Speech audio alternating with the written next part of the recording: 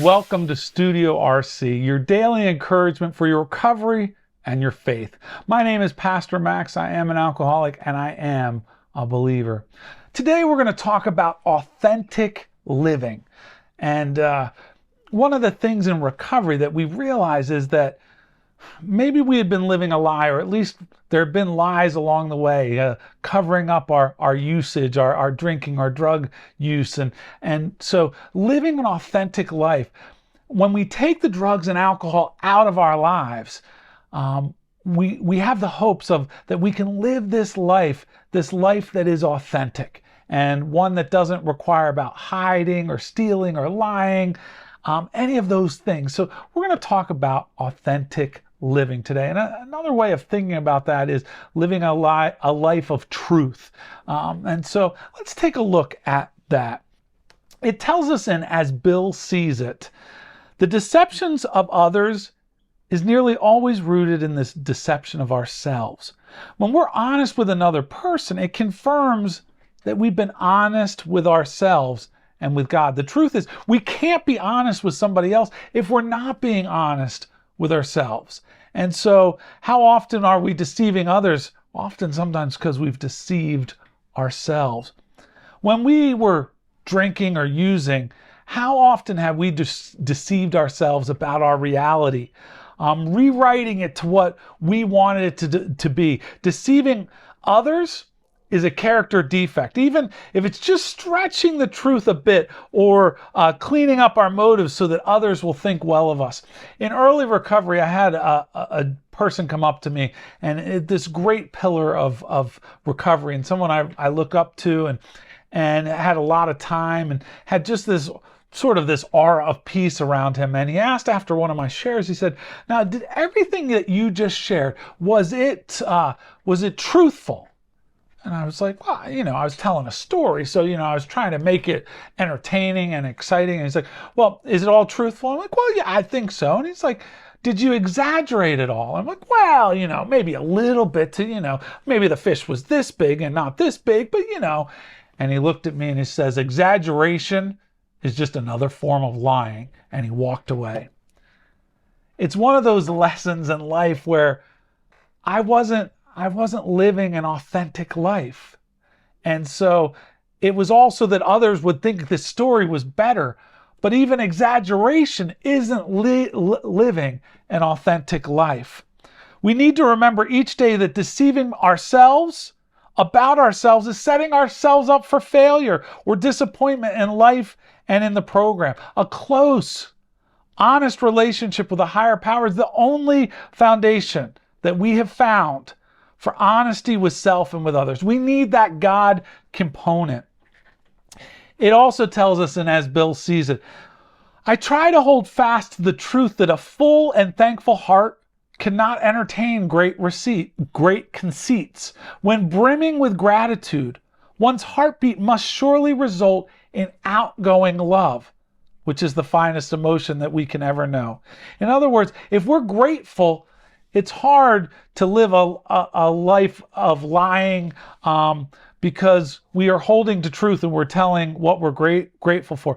The gratitude, that's the basic ingredient of humility. And that humility is the basic ingredient of anonymity. And that anonymity, that's the spiritual foundation for all of our traditions, ever reminding us to place principles before personalities. As a result of gratitude, one of the ways we can start every morning is on our knees, and we can thank God. And we can thank God for three things right out of the chute. I'm alive. I'm on this side of the green grass. I'm sober. I'm clean today. And I'm a member of the program. We try to live an attitude of gratitude and thoroughly enjoy just another 24 hours and this recovered, this clean way of life. The program's not something to be joined. It is something to be lived. And we want to live out our recovery. So I looked up truth throughout the literature. And let me define truth. Truth is an actual state. It's verified or indisputable fact. It's obvious or an accepted fact. And we talk about truth today, but there's this thing of relativism, that truth is relative. You have your truth, I have my truth. I don't think that's the nature of truth. Relativism says the criteria of judgment are relative, varying with individuals and their environment. It seems at times when we have our own truths that it's a rationalization. Truth it shouldn't be changing. When Jesus says, I am the truth, I am the way, I am unchanging. When we look at truth, it should be no matter what angle we look at it from, it remains a fact. That's what truth is. But if you have your truth and I have my truth, then they're not really truths according to the actual definition. And how often in our divided times do we say, well, you'll have your truth and I'll have my truth? Well, two opposing truths aren't truth. They don't exist. Now, you can have your opinion and I can have my opinion, but that doesn't make it truth. Truth is unchanging. Truth is the same no matter what angle you look at it. It still remains true. It doesn't change. Truth isn't a sliding scale. This is what the literature says. We've had to have outside help if we were sure to know and admit the truth about ourselves. Like sometimes we need outside help. The help of God and another human being, whether that's a sponsor, maybe that's even a clinician of some sort, but we needed additional help to make sure that we saw the truth about ourselves. We have seen the truth demonstrated again and again. Once an alcoholic, once an addict, always an alcoholic, always an addict. That's a truth. That's a fact. That's an AA and NA truth. Here's another fact or truth. Some of us have taken very hard knocks to learn this truth. Job or no job, wife or no wife, spouse or no spouse, we simply do not stop drinking or using so long as we place dependence upon other people ahead of our dependence on God. That's a truth. That's an AA fact. The moment we catch even a glimpse of God's will, the moment we begin to see truth, justice, and love as the real and eternal things in life, we're no longer deeply disturbed by all the seeming evidence to the contrary that surrounds us in purely human affairs. We just need to get a glimpse of God's will, and then we begin to see truth and justice and love.